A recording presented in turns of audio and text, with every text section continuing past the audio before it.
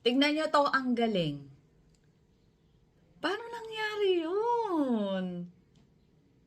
Tadaan! Ito pala, dumating siya kahapon. So, ito yung una.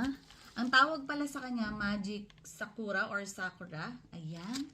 Tapos, meron pa dito sa may likod. At, bumili din ako, since malapit na ang Valentine's, meron din akong ganito. O, diba? Love tree. So, excited na ako. Tignan natin kung ma-achieve din ba natin yung nakita natin kanina sa video. Kaya naman, eto na! I-flex ko!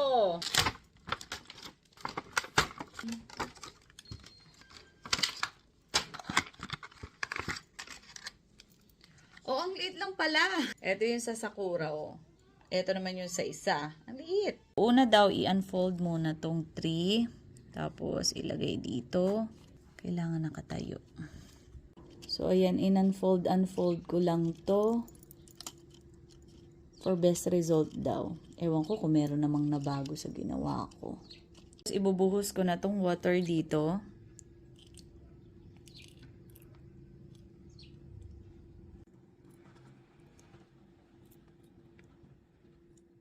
Tapos, eto naman yung last.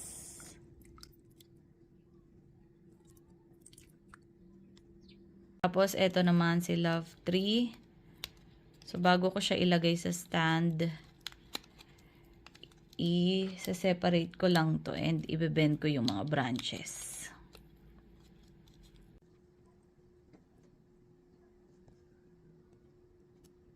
Eto na yung Sakura Tree. Eto naman yung Love Tree. Mamaya mag-update ako sa inyo kung ano na nangyari. Ala siya, after 30 minutes, may mga flowers na. Ang ganda! Ito naman yung Love Tree. Meron na rin mga nagsulputan ng mga flowers.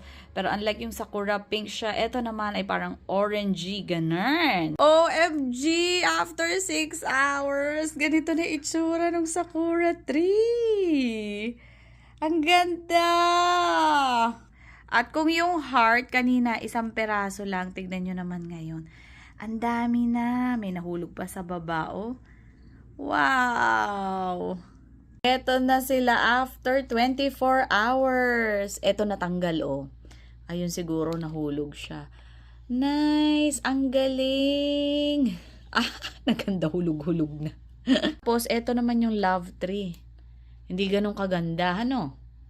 Hindi ganun kaganda. Ba't ganun? Ito maganda talaga. So, dapat ilagay lang to sa lugar na hindi siya nagagalaw. Kasi nga, mabilis matanggal yung mga flowers.